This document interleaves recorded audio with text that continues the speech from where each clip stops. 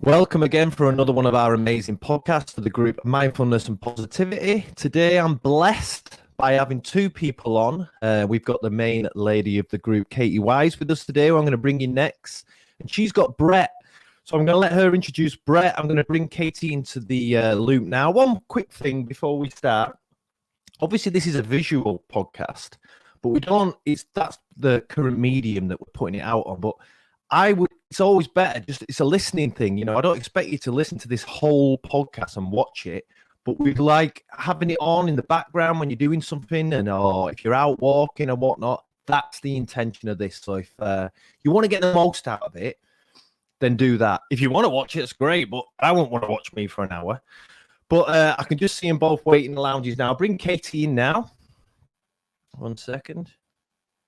Hey, Katy. Morning, everyone. How are we doing? You all right? Yeah, good. You're good? Fresh. Yay! Monday morning. That's how I tried to be this morning, but I was fighting that one. But you look genuine. You're genuine there. Oh, bless you. Nice to see you. Yeah, nice to see you. Right then, tell us who we've got on. Okay, so this morning we have got a lovely friend of mine. I'm so excited about this. I barely slept last night. I'm so excited because I haven't actually got to see him in a few years, so it'd be really nice to see his face. We have got the incredible Brett Moran this morning, who is an author. He is a yogi. He is a life coach. He is an online entrepreneur. And Christian, I just know that you are going to absolutely love him. You two have got a lot in common, actually. But I like him. Yeah, I will let you find out for yourself. I'll bring you in. But one thing I never do, Kate, I never check people out now before I know you do don't. it. I know you don't. Because I don't want to have any kind of thoughts on what it is, or I just quite like. I don't know whether that's right or wrong, but I'm sticking with it. Ah. Right, here we go. I'll bring Brett in now. Hey, Brett. Hey guys, how's it going? Katy, it was so amazing just to see your face pop up on the screen. It's been years. I know. I was thinking that this morning. It's been such a long time. It's so nice to see you. I say good morning. It's probably not morning in Thailand, is it? It's like 4 o'clock. It's 4 o'clock in the afternoon, but yeah. Happy afternoon. Good afternoon then. Good morning. Hey Chris, how's it going? Nice to meet you. Hey mate, yeah, I'm really good. Thanks, really good. We're in the proper Monday morning. It's early here, so it's like the beginning of the day sort of thing. How are you doing? Yeah, I'm good, mate. I've just literally come back from a coconut massage, so I'm amazing. Tell us what a coconut massage is. I've never heard of it. It's literally laying down for an hour. Instead of using normal oils, they put coconut oil over you. And I literally just had my face massaged. It's Monday, you know. It's a stressful day on a tropical island. You've got to have a massage. Nice. Mate, the back of your house, that looks like you live in a cool house out there. That looks wicked, I can tell. Nice. Good spot. Yeah, very creative space. It's nice. Love it. Love the love the thing as well. You just look like a man who's out in Thailand. Exactly, mate. Yeah, exactly. Where are you based? In Bournemouth as well, or? No, I live in the Lake District. Oh, nice. So yeah, I've got the beautiful mountains and everything around us. Yeah, I'm blessed. I feel very blessed with where I live, and although I want to come to Thailand, I love where I live, and I plan to stay here forever. Yeah, coconut massages are on me, mate, when you get here, and UK. Well. It's not literally on me. It doesn't mean I'm actually going to. I mean, I'll treat it to one. Could have gone a bit wrong there. The massages I've been getting in a minute are sports massages, which are absolute agony. I don't think I've enjoyed one for quite. Yeah, that's exactly it. The brutal. I funny enough, the last two I've had a Thai massage. A lady specializes in Thai massages, and they're quite brutal as well. They're stretching out the whole of the body. If you do like a lot of sport, just pick up so many injuries, and yeah, it's just like I just find it feel like my shoulders are being just like that. Yeah, you start sitting up straighter and that. Do you know what? I was meditating in somewhere the other day, and I was sat and I was thinking I need to keep my back up straight while I was doing it, but it's something that I'm always thinking about having my shoulders back, but my body seems out of exercise. You know, have you ever heard of the Alexandra Technique? I've heard of it, but I've not really.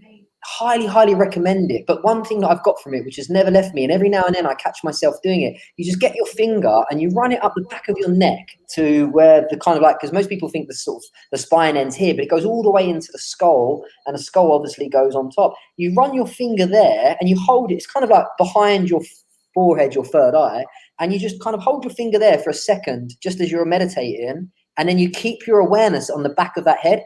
And crazy as it sounds, you start sitting up straighter, your shoulders go back. And I got it from the Alexandra Technique, and it's never left me. And then sometimes I open my, I'm like, holy crap, I'm really straight right now. Whereas before I'd be like, you know, and it's good for the alertness in the mind as well. Really, yeah, highly recommend that one. Do you know what? Every time we do a podcast and I get a recommendation, they kind of stick in my memory. So I will use that. But you touched on something that I've been reading a lot about awareness at the minute. You just touched on that word there, and I'm finding myself trying to go back to awareness all the time. And where I live, Katie's seen it, but I live opposite a castle. Literally out my windows, there's a Catherine Parr's castle. She was one of the survivors of Henry VIII. And because it's like quite a green area, if you close yourself off and listen, the birds where I live, they are phenomenal. I went to bed early last night because of this, and at 10 it was still light, which is quite random in the UK. And I sat in the bed, and the birds are like an orchestra, but well organized. It's the most phenomenal noise. And I've only just started getting into being aware of what awareness is, but I'm finding it's really helping me. Fascinating, isn't it? Like life starts to, I know, through that awareness, you really see more of life and hear more of life. Like the colors start changing as well, I find. Like I look at trees now and I'm like, I never realized how many different shades of green. There's a tree behind a computer, and I'm like, wow, there's like 6 different shades of green on that tree, whereas before it was just a green tree. Now it's like illuminated, you know? Yeah, I totally get that, mate. Yeah, it's amazing. And you can do it with everything. That awareness is when you're talking to your friend and you look into their eyes. I love there's a Buddhist practice where it says, the next time you see somebody, whether you've known them for 10 or 20 years, imagine it's the first time you've ever met them. So you look into their eyes in a different way, you listen to everything that they're saying, and also imagine it's the last time that you're ever going to see them. And it's that awareness, it fine tunes that awareness. It just makes things so much, for me, so much deeper. It's amazing. Yeah. And it's so simple, but we kind of lost it a little bit. He's a bit of a romantic, Brett. I can already tell. He's not like, I can see you coming out in a lot. I'm already romanced you already. We've only been 5 minutes. I'm drawn in. Give it 10 minutes. We're talking about Tantra. Go on, Katie. How do you know each other? So I met Brett. Sorry, can I just ask just before I tell you, Brett, can you see Christian moving, or is it just is he stuck? No, yeah, he's moving. Yeah, he's moving. He's moving. Yeah. Oh, okay, it's just me then, because I can't see him moving. It's just sometimes it does that when I'm doing it, and I think on your face, which is lovely, but I just wanted to check for everybody else is watching. No, he's moving. Okay. So I met Brett, oh goodness, I don't know, maybe 7 or 8 years ago, and it was at your Giving Back conference. Do you remember? You did it in one of the hotels when you were still living in Bournemouth, and you had Sue on. She was one of your speakers, and it was the first time that I'd met her as well. And I was so inspired by the reason that you put the conference on. I remember coming to speak to you for the first time, and you were telling me all about why you were raising the money. And I was so inspired by it. I burst into tears, and I was so embarrassed. I was like, oh my God, how embarrassing to leave that kind of impression. I was like, oh God. It was so inspiring. It was such an amazing day. And then you ran lots of other workshops while you were still kind of in this area. And then when you went back to Salisbury area, so I came to those. And then obviously the book launch, and then in London, and various other workshops that you've put on as well. So and then you moved away, and then it's been harder for me to be able to come to workshops and things. Not impossible, but harder. So yeah, that's how we met. Yeah. So what was you raising? You just said you started crying because what he was raising the money for. What was it? So it was a guy that you met at the gym, wasn't it? And he kind of set up a charity. Oh my goodness, it was a children's charity, wasn't it? Yeah. Yeah. Are you still working alongside him? No. So basically, he was a guy I met in the gym. Random conversation in the changing rooms. He was probably in his 70s or 60s. older gentleman is the best way to say it. And he was just talking to me, and he just started, I could just tell in his energy, there was just something, he wasn't so like chirpy and up. And I just opened the conversation, and basically he was raising money, or he had a little bit of a charity. It wasn't like a massive kind of organization, but they was raising money for children in Africa. And me just being me, I was like, oh, I'll raise some money, because, you know, I just love doing things like that. I said, and I'll come to Africa with you, and we'll make a bit of a documentary about it. What place in Africa? It was in Tanzania. Okay. Yeah, and I it was amazing. I have a school in Malawi. Well, I have a school. I always say it's a school. Basically, what I have is, when I went to Malawi, I had this mad encounter, and so basically, I went to Malawi. I had these malaria tablets. And what they didn't tell me was, if you're an emotional person, you shouldn't have that brand of malaria tablets, because I was emotional. I was just having high emotions a lot. And I went out, just as a quick thing, I went out every day, and no matter what you give, everyone appreciated, but you couldn't give enough. And it kept going on. And in the end, I had a bit of a breakdown after like day 4, where I just thought, I can't give everyone everything. And then the next day I woke up and I thought, I know what it is I have to do. And I'd met these 3 people, and they were coming to learn English. And I thought, what happens if I start paying them to teach the English they know to the rest of them? So now every Friday afternoon at 3:30, we have a 2-hour session where I think I've got 80 kids, 140, another 40. So I don't pay a lot. I pay these 3 teachers and another guy to run it. But yeah, I've been doing that sort of for nearly 3 years, I think it is now. Yeah, so that's my little Africa thing. Oh, you kept that quiet. I didn't know anything about that. I've never mentioned it, because I always like my problem is I feel like I need energy in with it, because I pay, it's not a lot. I pay 50 quid a month, and I pay about another 500 a year. So I've been doing that for it. It's not money, but they could do with a bit more direction coming from me. And I'm great at starting things, but then I get caught up in something else and move on. Yeah. No, I don't move on from it, but these are exciting, these podcasts, and I'm looking forward to this rather than thinking what they should be doing next Friday, you know. Amazing. Sounds great, man. Yeah, it really does. Do you know what the interesting thing, what I love, Brett? You remind me of me. Do you know your conversation you had in the gym? Yeah. I have them all the time. I love them. I love connecting with random people who you went to them because they probably wouldn't have let it out unless you tried to pull it out of them. Yeah, I love it. You know, I honestly live my life by those conversations. Like I want to surrender to the story that's in my head and my identity, and I just want to trust life, the universe, God, whatever we believe in, and it just takes me to the most amazing adventures ever. So after talking to that guy, I think it was 6 months after, we raised thousands of pounds at a conference, got some teachers. I was in Tanzania with hundreds of kids, cameras, filming, and I was like, if I never had that conversation with that guy, I wouldn't be here. And I've done it ever since. You know, every year I go somewhere. Literally just done it like 2 weeks ago, and I ended up with an elephant. I wanted to ask you about that. Yeah. So excited. You're buying an elephant. Well, I'm not going to buy it and put it in my back garden. Like, no, I realise that. I'm going to put it in the front garden. The front garden's bigger. I just went over and just the same thing. So like after the Giving Back conference, I went to Vietnam. I worked with the kids in the hospitals that are affected by Agent Orange, Cambodia, India, and then obviously now I'm in Thailand. Thailand is really close to my heart.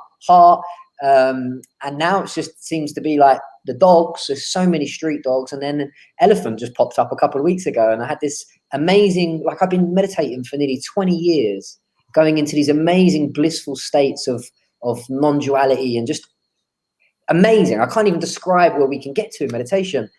But I went with this elephant last week, and I was taking some photos, and I just put my head onto this elephant, and that elephant took me somewhere. I still haven't even processed it. We just went somewhere, and it was just, and as I opened my eyes, I was like, wow. And I looked around, and like the camera crew and the people that look after elephants, they're all like, I was like, what? And they went, even the elephant just stopped. And I don't know, I know it's a story that's in my head, but then when I come back to my little place where I live, there's like 3 or 4 elephants which are still being treated unfairly, that's the best way to say it. So I was like, what else am I going to do? Might as well just start, let's get the elephants over there and put them into a better home. So there's a few challenges that are coming up already, which I love. And I've been speaking to like one of the biggest elephant organizations here in Thailand up north. and there's a few challenges there, but I'm just like, well, worst case scenario, we just have to buy loads of land and hopefully adopt some elephants and, you know, see what happens. I have no idea, but it just felt like the elephant, the whole reason of that story was like the elephant. You know, when I close my eyes now and go into my meditation, I can just feel whatever that elephant did. It's phenomenal. I can't, and it's crazy how we treat animals because they are just so pure and so there. It's mad. I love elephants. Yeah. Like, I think they're like the wise kind of things that we're always searching to be. And do you know what? One thing I love about the elephant is how they die, how they go about death, that they go and search for that place to go off and have death on their own. I never knew that. I didn't even know that. Well, a lot of elephants go off and search for the thing because they know they're coming to the end of the days. So they go off and search for it. It's mental. That's amazing. Beautiful, caring creatures. If you allow them to be, obviously they can be wild and dangerous as well. I met him in Malawi, actually. I went to a safari and I'd been there for 30 seconds and then these 3 massive elephants came through. I've never experienced it in my life. You know, I had fear as well as a few other things, but phenomenal. It's amazing. There's a great documentary, if you're ever interested, called Love and Bananas. And that's the people that I've contacted. Love and Bananas. Oh, I've got a group of friends. Like, I'm on a mission now. So I was like to all my friends, anyone you fancy coming around for dinner and a movie night? And we're all sitting there watching Love and Bananas. Now they all want to help and get involved as well. But yeah, really beautiful, really lovely made documentary. Kind of like what you're saying, the spirit of the animal, the wisdom. Just very inspirational documentary for about an hour. Really good. Is that the lady that runs the sanctuary? They made a documentary about saving basically an elephant from one place to this little lady called Lek. Yeah, she's the one that runs it. Yeah, You've seen it? Yeah. Joe, Brett, our mutual friend Jojo, who we're also doing a podcast with, she recommended it when she came to stay a few years ago. It's amazing. It's really beautiful. Really, really beautiful. Also very inspiring. Really lovely. Yeah. So Brett, you're a bit. So you were Bournemouth, were you? Is that where you're from, Bournemouth? No, originally from Surrey, on the outskirts, kind of like Malden, Croydon, Sutton area. I know Croydon. Yeah. Yeah, kind of there. Yeah, I was originally born there, and I left there when I was about 20, I think. Moved down to Salisbury, and then one day I just went to Bournemouth for a day out. I was like, oh my god, there's ocean. and I moved to Bournemouth. I just loved it. It was amazing. To me, moving to Bournemouth was like the biggest dream. Like, wow. And now here I am on a little island in Thailand, but just Bournemouth. There's something about Bournemouth. You're still there, Katy, right? Yeah. Yeah. Yeah, it is. I've got a weird connection like with Bournemouth, which is very strange actually. And it's weird that I got talking to Katy. What's even weirder is what we're leading up. We've got a podcast with Sue, who I don't know neither. You two obviously know her because you've met her through Sue. Yeah. So what I did do was, the reason I've moved to Bournemouth when I was 17 for 6 weeks, but my biological dad lives in Bournemouth and he's never been a nice guy. And I ended up meeting him when I was 17. And madly enough, Sue, when I looked on her Facebook, he's friends with his wife. No and I was like, out of all the mutual friends to come up was this lady. And I thought, this is surreal, you know, that.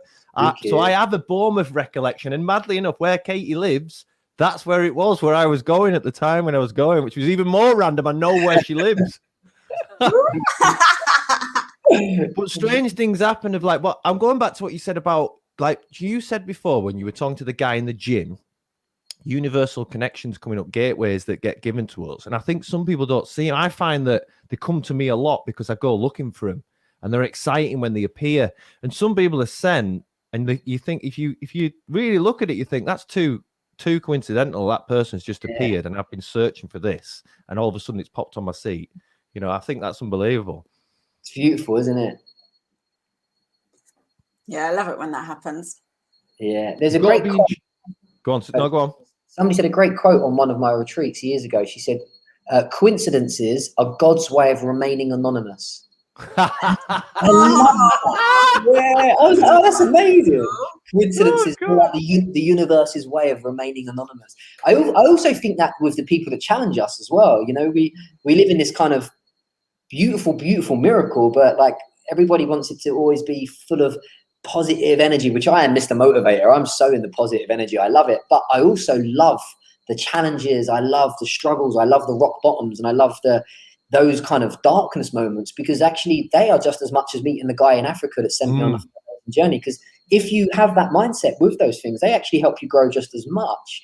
And if we can then have like a neutral kind of mindset with both of them, they're all just helping you grow. And if you have that mindset, they're just always helping. That's what I find. That's the philosophy that I try to live by. Even though sometimes I get in a challenge and I'm like, but I'm like, oh no, you're going to grow from it, Brett. Just breathe. Well, I think the thing is with challenges, when you want to push yourself, if you don't have, like I was just saying, I've been in some amazing universal gateways recently. I ended up doing a podcast last week that led me then to being at a youth club that are dealing with knife crime in Preston. It was the most phenomenal journey. And I thought to myself, when I was there, but these coincidences keep coming up and you're grabbing hold of them. They're the most exciting opportunities if you can see what they are when they're happening. Do you know what I mean? It's just I lost where I was going with that then as my example, but so it leads me to the next one. So what are you two working on with yourselves at the minute? I'm interested. Together or individually? No. Oh no, it's supposed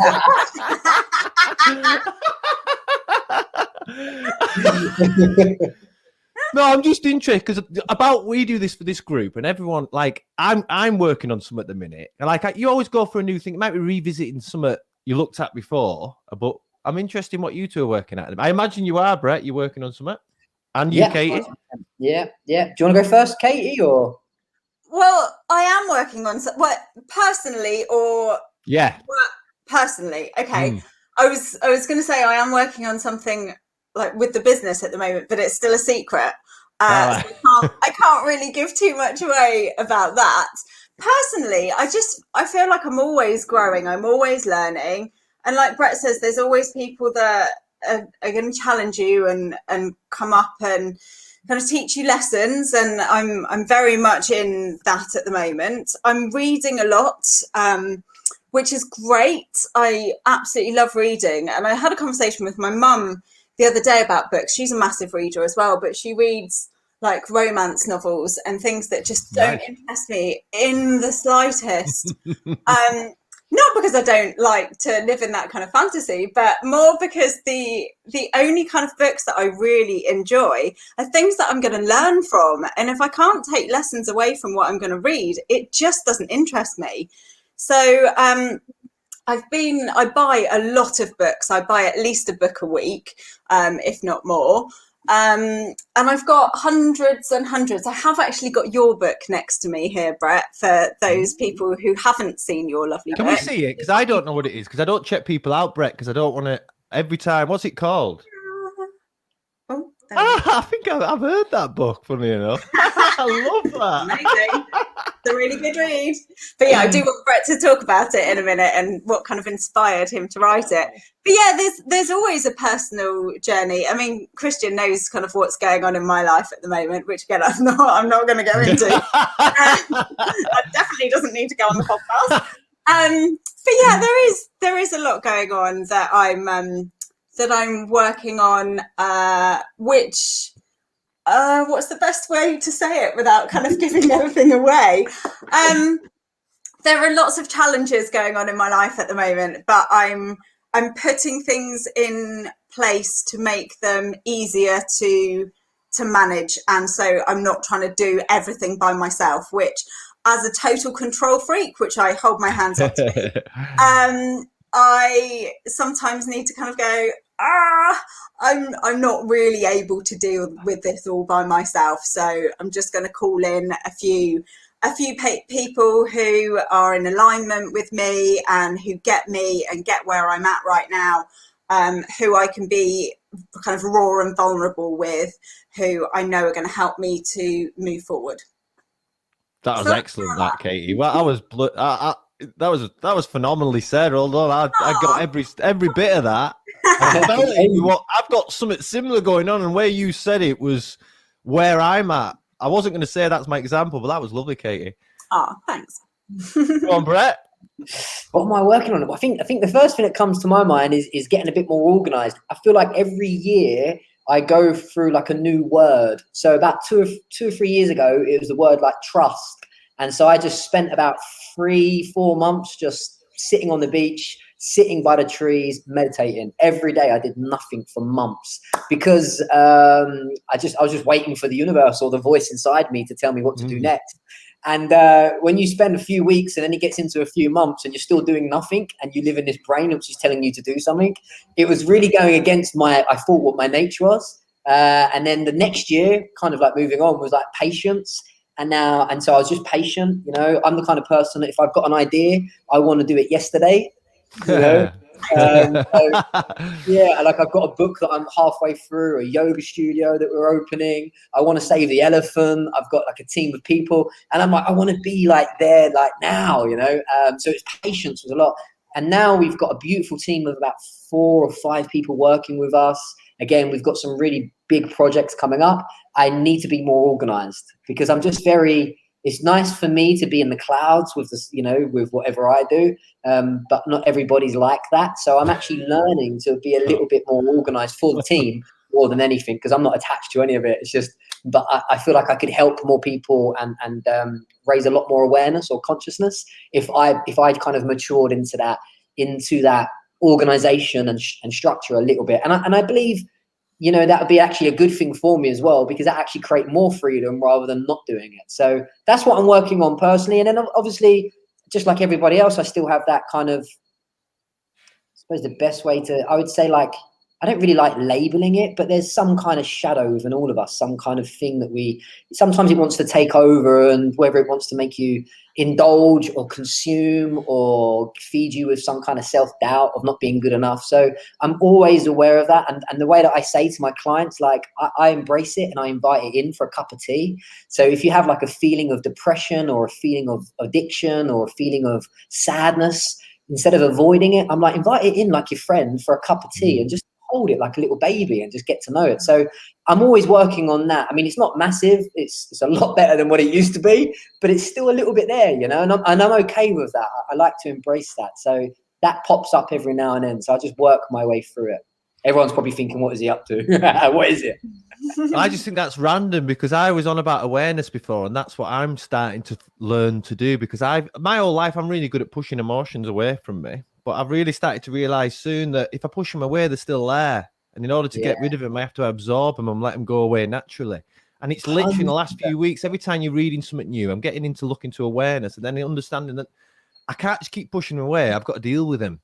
Do you know what I mean? But I've got to register. I'm the awareness being with them, watching them pass through, but I've got to let them pass through and me deal with it, because I'm only going to push it off and leave it over there, because it's always following me because I've left it. Do you know what I mean? It's always going to be found then. You can't get rid of it. I think if you look at society, everybody's doing that, right? Whether we're taking drugs, drinking, watching movies on Netflix, reading books every day, you know, we're constantly doing things that are actually stopping us from facing that. So there's a great quote, it says, be comfortable in your discomfort. And I love that. I'm like, okay, let's find that. And that's why I'm not saying that I'd be a monk just yet, but I do like the monks, you know. I like that they will sit with it. Like if I get a bit frustrated, I'll go down the shop and have a matcha tea, or I'll go to the 7-Eleven and get some Oreos or something, you know, or you know, whatever. Or if I get a lustful feeling, I might meet somebody beautiful, whatever. Like the monks are just sitting there 24/7 facing that stuff. And it is, you know, when you get to a certain point of your journey, like I've been meditating for like 20 years, you can also feel like,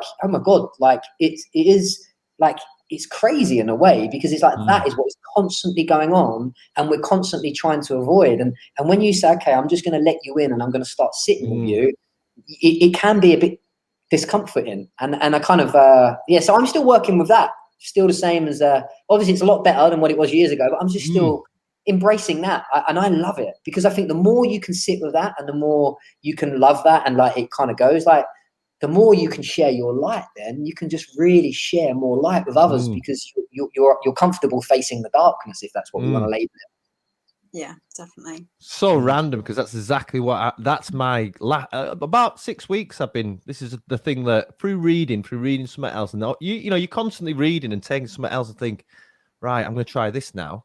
Because that's been one of mine, running away from not running away, it's just the way I dealt with it. I got taught how to deal with things, and that's what made my life better. And now I'm starting to think, maybe I'm going to try something else. Yeah, amazing, bro. It's the way to freedom, right? It's more freedom. That's exactly it. So my thing that I'm working on, and I'm terrible at this, like this is like all my life, it has been my weakness. But I didn't know it was my weakness. No, I did. And I think, I don't know, I've got, and it's not going to come overnight. I've just started my new books I'm reading, because one of the podcasts we had 3 podcasts ago. Can you think of who the guy's going to be, Katie? But he was phenomenal at this. He made me realize just how bad at it I was. We had a guy called the Mindful Wizard who was cool as. He's one of the best listeners I've ever seen in my life. And then you read a book about listener and he says, how many people around you listen? I can only think of him. And my friend Maka, his wife, when I go to see her, she listens to me and I tell her everything. I'll leave there thinking, wow, why have I just told her all this really personal stuff? And she didn't say much because she listens. And that's my new thing. I want to be, and it's pretty important we do podcasts to be a better listener. Wasn't going to say anything, but... So the one, no, this is this morning. No, because you know what? And I'm trying it, and I'm scared of Skype. I think when it comes from, it says allow silence to come in, because so what if you pause? But I must be scared of silence, because when a silence happens, I feel like I have to fill it. Do you know what I mean? Yeah. So that's what I'm on with. That's my little personal mission. But as long as you start looking at addressing something, you will address it. So I'm gonna be a better listener. You watch this space. Amazing. There's a great teacher called Anthony DeMello. He wrote a book called Awareness. Highly recommend it. It's like one of my. What was it called? I'm going to write it down as well. Yeah, Anthony DeMello. Just looking at my. How do you spell DeMello? DeMellow. Anthony DeMello. And the book is called Awareness, and he's so funny. You can watch him on YouTube. I prefer his YouTube videos than reading the book, because he's kind of like, he's a Jesuit priest, and he's just like, he's talking about proper waking up. Like, this is completely mad. Wake up. That's where the book came from. My book, Wake Up, right? And but one of the most beautiful things that I got, and it just changed like what you're saying. He said, when you're listening to people, listen to the conversation that you're having with yourself as well. Because most people are talking and then you're ready to butt in and you can't wait to share your story. And then it just takes all of the energy away from what they was about to share. Maybe they could have opened up a bit more. And I'm always catching myself. Like now I'm trying to, like what you said, I'm still trying to practice finding that silence. And I'm like, He's desperately trying to say something. Yeah. What you just said is exactly it. Exactly. I want to shut up talking when listen more. And I'm going to keep sitting. And you're like, oh. Yeah.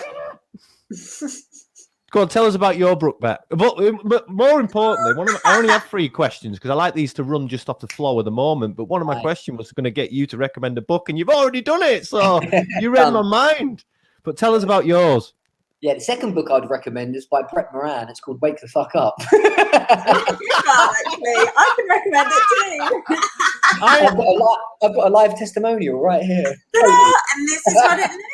Well, tell us, because I'll definitely, because I will 100% have done the 2 things you said then, because I always do what people recommend, because I think, wow, you remind me a little bit of me, but a little bit like probably a bit smarter, and because you're in Thailand and you've got the nice house behind you, but yeah, I'm 100%. Tell us about yours, though. Tell us. Yeah. What do you want to know about it? Do you want to know like the chapters? What's the synopsis? Give us a quick synopsis of it. Synopsis of it really is, it's just that we are not who we think we are. We're kind of living these habits and these patterns and these addictions or behaviors. And the story, the story in it is that we can wake up for this identity, the programs that our parents unconsciously passed on to us, or if you want to say society manipulates us into believing who we are, so that we can just wake up and be free. And you get to the end of the chapter, and it's just at the end of the book, it's all about love. It's just like you're coming back into that space of love. I never wrote a book called How to Love Yourself, because my background is like in and out of prison, drug dealing, armed robberies, all of that stuff.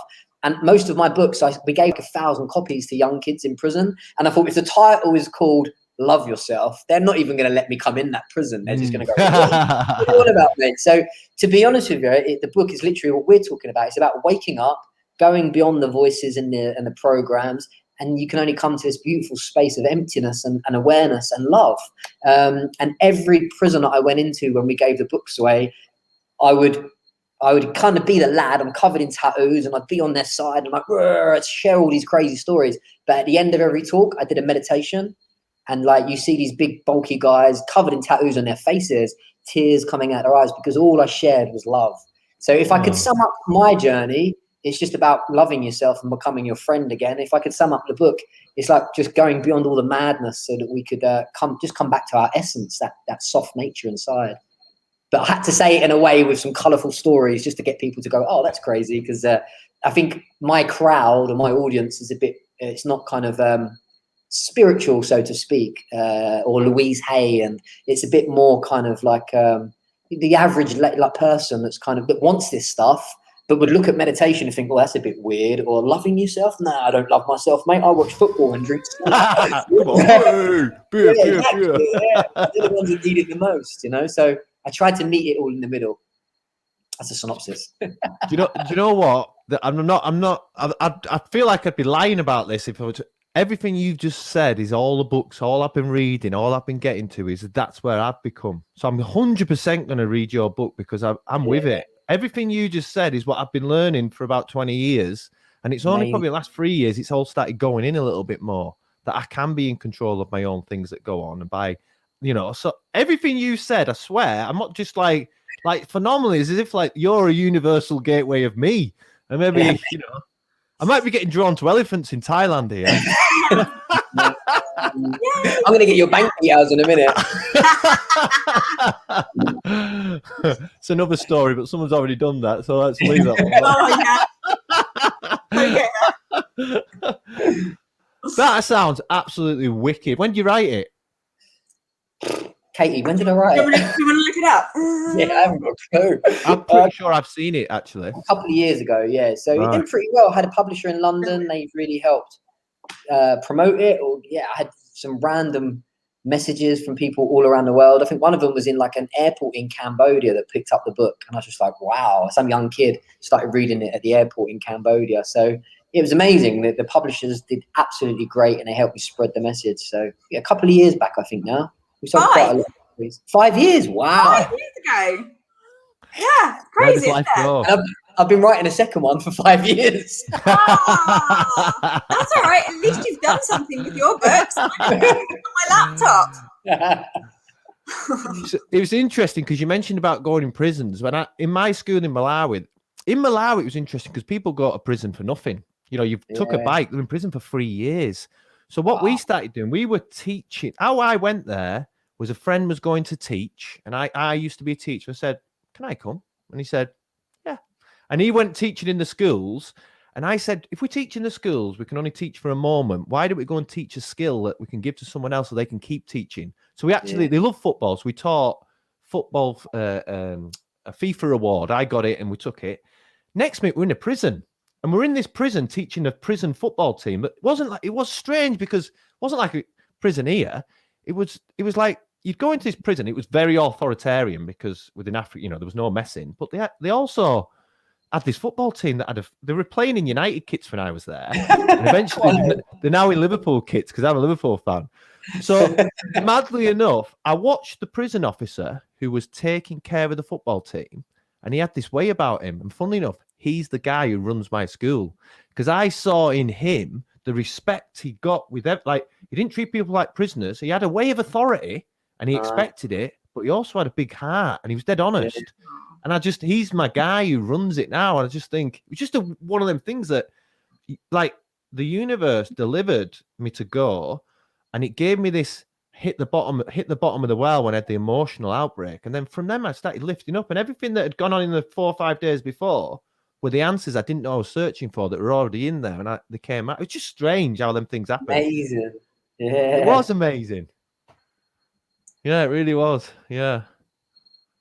So, I've got, this is a flip, and I always like to do, someone in the group will share something, because within the group, Katie's group, which is the most awesome group in the world, is full of people who are actively like when Katie said it before, she's reading. I know we all read, you write books as well. I don't write any books, but we're all reading. We're all trying to pass on skills, and Katie's group's brilliant because people are passing on skills all the time. I've noticed that we're all practicing ways to find the meaning of life inside our own. We've all got different meanings. We've all got different ways of finding it. Brett, yours is exactly what I'm finding. Like, you couldn't have wrote my history of the last few years about what I've been thinking about your book. It's like strange that you come across me. So I'm going to read this out because this is a story. And I'm going to ask you what you two think about the answer for this. Yeah. So this is from Jen Tennies. She says, need some positivity and maybe ideas to help my emotional state today. Thanks to everyone who sticks with the long post. My brother died 16 years ago today. Most years I've really struggled with this day. This is the first year that I have completely forgot what day it was. So I feel guilty about that. But I'm human and a full-time working mum of 3 kids. So it happened. I literally forgot it was June the 3rd. Or maybe it was just I had no clue because I haven't really thought about that date all week anyway. I have a tricky relationship with my mum. I sent her a text saying I forgot, but now I realise what day it was. It really sucks. Her response was basically, how could you? Now I officially feel awful. Instead of finding solidarity in an awful day, she just pulled me down. How do you help yourself through grief? I don't want to be sad, an angry person, when I think of my brother, and I think I've gotten there, except this day. This day is so hard. Oh, bless. It was a bless. Oh, go on. One of you.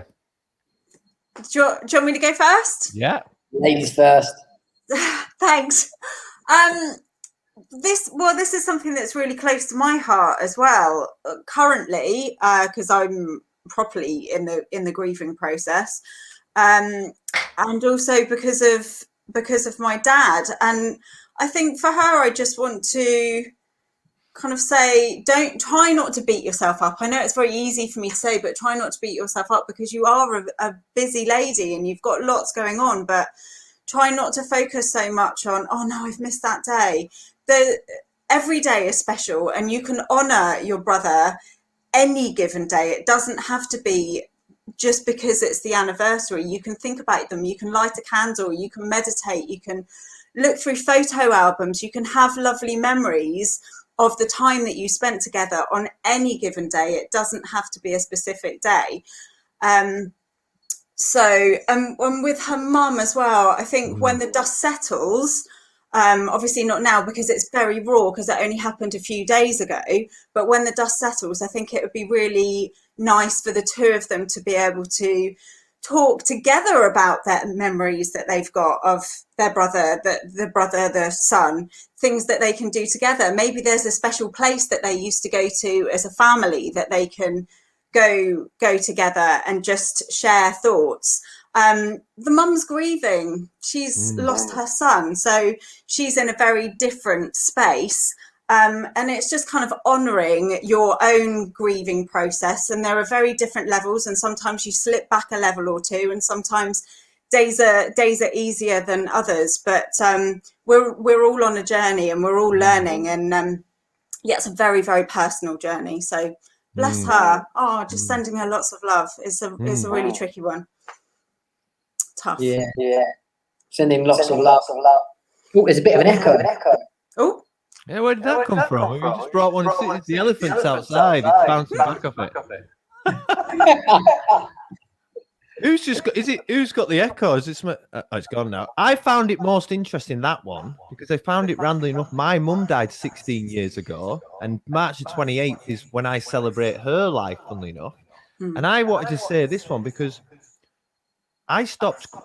I don't know where that echo's come from. Is it any of ours? Have any of us put any? Has it gone now? I can't hear it. No, it's gone now.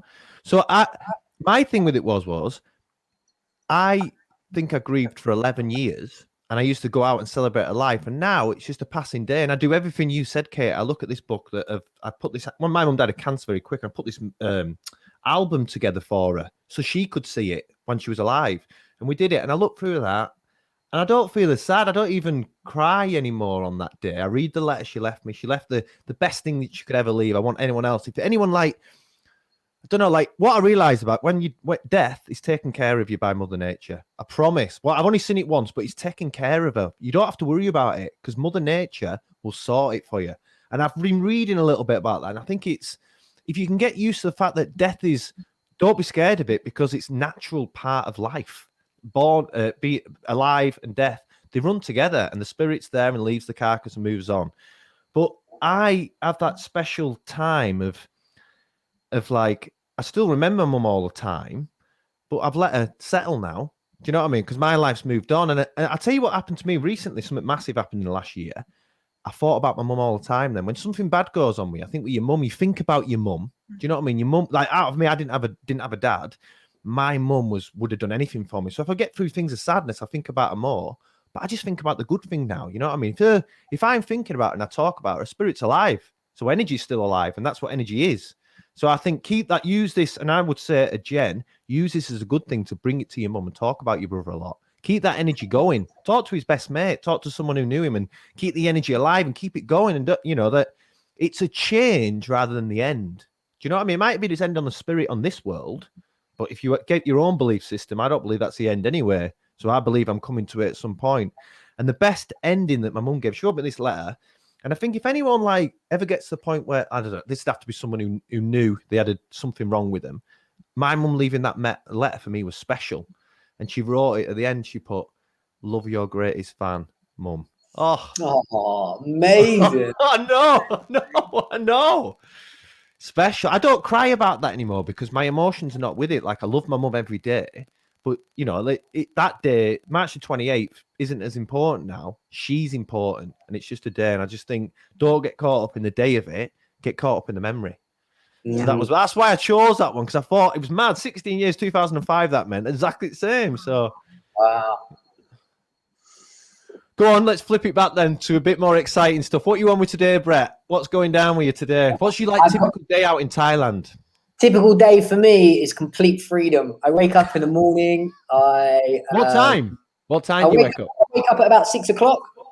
Normally wake up at 6 o'clock, spend an hour meditating, doing some breath work. And then from 7 until 9, I'll sit at the computer and I'll do some writing. So at the moment, I'm editing a manual for some teacher training courses, like meditation courses. So yeah, I try to do my best, 7 till 9, writing, whether it's that or a novel. I'm just sitting down, writing. Then 9 o'clock, I go to the beach for an hour and I train. I do some running, do some kind of push-ups. And at about 10 o'clock, I come back and have an ice bath. I've got an ice bath downstairs. So we jump in the ice. Yeah, like 2, I think it's like -2 today. It was insane. So we do 3 rounds of the ice. And then I'll go out and have a juice on the corner. There's like a little store that they make. Like where I live, it's just for the vegan restaurants, health restaurants, yoga, like tantra workshops. It's just a spiritual paradise. It truly is. So I feel very blessed. So I go out and just chill out at the juice corner, have the most random conversations. 1 minute I can be talking about cryptocurrency. Next minute it can be tantra. Next minute it can be aliens. And I just listen and I listen to people talking about this stuff. And I come back into my little bubble. And now at the moment I'm really into playing like music. So I've got a handpan. I play the music. And then in the afternoon, kind of like, I start my kind of work day with like one-to-one clients or my team meetings. Or Instagram stuff at about 3 o'clock. So I try not to turn the phone on until like 3 because I don't like it. Yeah. So that's my day. And then a couple of hours doing a bit of work. And then in the evening, I'll go and chill out and watch the sunset.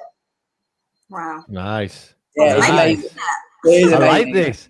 Kate, this is a fit for you, vegan place out there. It'd be perfect. You've got to be thinking about holiday there, haven't you? Do you know what? The 2 things. Brett is the main reason that I turned vegan. Because I'd never, I knew maybe one other person who was vegan, but I didn't know her very well. And actually, she's the reason that I ended up getting my cat, because she's been traveling around Thailand for the last 7 years, and she was moving and obviously had to relocate the cat. So he ended up with me. But I'd never really had like in-depth conversations about veganism and what it's all about. And I'd been vegetarian for about 23 years, and I'd been umming and ahhing it for a while anyway. And I was like, but chocolate and cheese. And then I started doing some research and again, was just kind of so inspired by Brett that I was like, I need to go off and do my own research as well. And then once I'm kind of in I was going to say in a better place. It's not about that at all. It was kind of once I was ready to just go, I'm done. That's it. And it did come a day where I was like, I'm not doing this anymore. I'm just, the mind just kind of took over and everything just slotted into place. And I was like, why did I wait so long? But then there's no point beating yourself up about that, is there? I kind of came to that decision on the day that I needed to. And yeah, so going anywhere like that, and Thailand has always been somewhere that I've been wanting to visit for a long time anyway. And I've got 3 friends in Thailand now on different islands as well. So it's like, I can do like stop over in different places. So yeah, it's definitely on the list. And I just want to add that literally like 5 minutes down the road from me is probably the best cheese and chocolate restaurant, all vegan. It is ridiculous. You know, there's chocolates like Ferrero Rocher. Remember Ferrero Rocher? Yeah. Like, I haven't had that for years. And they make Ferrero Rocher. They have like all these different smoked cheeses, and it's all vegan. That's my favorite. I actually started to give myself a bit of like, I've barred myself from this cheese shop because it's insane. I'm like, it's crazy. Yeah, how long have you been there? How long have you been there, Brett? I've been on this island for about 2 or 3 years, and I was living on another island for a couple of years. Yeah, but been coming to Thailand for like 20 years on and off. I came for all the wrong reasons, and then somebody took me to a temple, and then I found a different way. Yeah. See, I haven't been. I've like sort of like I had kids early, so it was always my dream. Funny enough, and my oldest kid's now 21, and all through his life, and I mean all of it, we were going to Thailand for his 18th. All through his life, we were going to Thailand for his 18th, and we ended up going to Amsterdam for some reason. So we didn't quite. We didn't quite make it there, but that was our dream. From being like 4, I'd always say, because I knew that I didn't do it in my 20s because I had a kid and it wasn't thingy. So I haven't done it yet, but I do have a strong desire to come. But what I used to want to come for was why you went, and I don't want to come for that reason now. I actually want to avoid all of I completely want to avoid the first reasons I wanted to go, but I want to go for a whole different spiritual reason now. And I think amazing. Yeah, I've been to loads of places and I love traveling, but there's just nothing for me, and it's just me personally. There's nothing like, especially this island. There's just nothing. I've not seen anything like it, and I've traveled a lot. So definitely make sure it's on your list. Yeah, make sure you get. Obviously, you're gonna because it's there, right? So I think you'll feel it as soon as you get it, especially if you're on the path a little bit and you're on the journey anyway. There's something about it. It just resonates. It opens the soul. Something I can't even explain it in words. It's just beautiful. Yeah, it's very, very beautiful. Very special. It's like listening to you, how you describe your book. It's like I've been on that journey for a long time, and I think maybe Thailand's a part of it. But I think there's loads of people who listen in the group who are also on that journey. You know, everyone's on a journey, aren't they? We're all on different points of it. And some of us, when you get a little bit of an awakening of it and it makes you open up to something else, thus the title of your book. I can't remember. What's your book called again? Wake the fuck up. But it is so true. You know, like at some point, like you live your life not questioning in things, and all of a sudden, you read something, you think. Mine was on about universal gateways, about how you manifest things to happen and then they arrive. Yeah. And at first you think that's not true. No, that's a load of bull crap. I'm not going with that. Next minute you think I'll have a go at it though. Next minute you start doing it. And then about 3 days later, some random thing happens where you think that's just been delivered to me. Like now that thing I wanted, but I'm going to give an example, right? Because this is like, it's not my world. It was one of my best friends' world. My best friend has a kid. And they split up, and the person who was seeing his new partner, they don't get on at all. And about 3 months ago, we were in Scotland in the mountains, and he said, we don't get on, but what I really want to do is get on because I know it's the best for my kids, yeah? Really want to get on. And he started manifesting it. But he can't control someone else. And then about 2 weeks ago, it actually went the opposite way. They went round and they had this huge do. Yeah, they had this do at this party. Not for my friend. And my friend left, he instantly rang me. And I thought, this is the beginning of a gateway. I can feel it because there was a lot of tension and anger and they were really mad with each other. So I managed to I was literally about 20 phone calls calming him down because he wanted to do that. I'll come round and we got to the point the very next day they met because it got really bad and hit the bottom. And then they met the next day and everything that he wanted 3 months ago is now arrived. They're getting on to the point where he's producing a friendship with this guy now. And I said to him the other day, I went, when it gets delivered, it's sometimes quite mad because if you just saw what had happened, the fact was, it was almost an aggressive encounter that created love and peace at the end of it. So you'd think the universe is not going to deliver aggressive encounters. But sometimes it delivers the encounter, but it's the end product of it that what it was giving you, but you have to find it.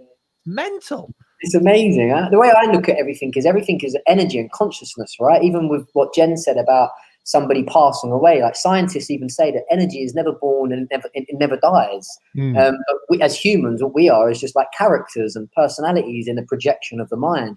And then when you come to something like that, like what you're talking about there, to me, consciousness, it expands and it contracts. It just keeps on expanding and contracting. We would label it death. We would label it an argument. Because every being has a grieving process, like cows or elephants. They all grieve, but the only difference with human beings and coming to a friend is that we have 1,000 stories about the argument. We have 1,000 stories about dying. And for Jen and her mum, the conflict now is the stories that they've both got, or the stories of feeling guilty about someone dying, or your friend, the stories of this fight or this argument. But all consciousness is ever doing, without labels, without form, is it's just expanding and contracting. And the amazing thing that I think you touched on is that intention creates consciousness. Yeah. So your friend's intention was, I want to have a better relationship. Yeah. Your friend Jen that typed in this question is, I want to heal. So then Jen, consciousness expands and contracts Katie and Chris, and then you have the feedback. Your friend, sometimes it comes in like a horrible, to the human, it looks like this big massive fight, this argument, but really that's the expansion and the contraction of consciousness. Yeah. And we've just got to go beyond this thing called an ego to just see it's just energy moving. And when you get there, like, yeah, you literally can set your intention to manifest miracles. It's like, holy crap, like that is really it. And the only thing that blocks that is who I think I am and the stories and the labels of society. That's what gets my juices flowing. That's exactly the same as me. What you said then as well, what I've looked into, the universe is constantly, the universe is pulling in and pulling out and slowly creating bigger and bigger. And that consciousness of the universe is growing and creating these suctions within it. And it never, ever stops. You know, it's like, it's fine. It is me away. It's same. Every single tiny atom and molecule inside your body. This is why I feel like humans are so naive to believe the voices inside their head.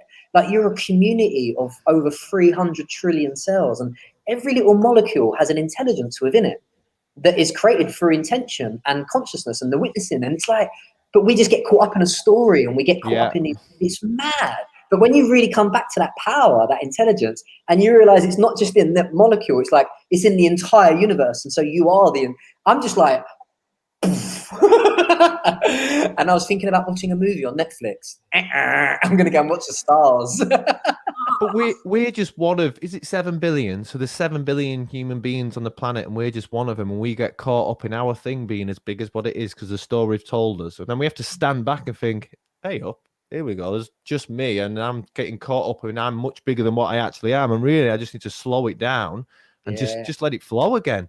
Get back to awareness. This is mad. It's mad that you should come on, Brett. We're saying that, but get back to awareness. I think you just summed it up. Really, coming back to the most simple things of mindfulness, focusing on your breath, because whatever it is, even we don't even know. But the only thing that we do know is that when you just slow down and you breathe a bit more softer and gentler, it's a lot less stressful. It's a lot less chaotic, and everything can operate from a better place. When you're in that stress or that chaos, you get sucked into the narrow-minded mind, right? So I think as simple as it sounds, I always come back to mindfulness. Even my main practice in the morning is I breathe in for 5 breaths, hold, it's called box breathing. You probably know it, right? And then I hold it for 5 counts and breathe out. And I do it for like 3 minutes. My day is set up. If I don't do it, my mind is like, what should I do? I don't know that, because Adam Hart gave me a breathing exercise. A guy was on recently to calm yourself down while doing it, and it was breathing in 4, breathing out 7, just 3 times, twice a day. What's boxing here? Because I'll try this one now. Yeah, it's amazing. So I do it before I even sit up out of bed. I open my eyes and I can see the little mind is about to plan something, even if it's a positive plan. Like, I'm like, come back for a moment, and you breathe in for 5 counts. Hold your breath for 5 counts, breathe out for 5 counts, and then breathe in again. So it's like literally inhale for 5, hold it for 5, exhale for 5, hold it for 5, inhale for 5. So it's like 5, 5, 5. And they call it box breathing in yoga because it creates like a box. But if you do that for like 2 or 3 minutes a day, if you've got anxiety, if you're going for a job interview, if you're grieving, if you're stressed, if you're about to smoke drugs or do something, if you could just start to train yourself to do that throughout the day, Like, it changes your parasympathetic nervous system. It changes your mind. You know, the benefits of it are crazy. And I learned it several years ago, and I've been doing it every morning ever since. And it's like one of my favorite practices. And it is like a 2-minute practice in the morning. You know, I do hundreds of other things, but that's my go-to. I recommend it for anybody that's struggling with anything. Yeah, and that comes back to what we're talking about, really, is the power within you. Is I can I can choose to slow my breath down or focus, and then I'm going to have a better day.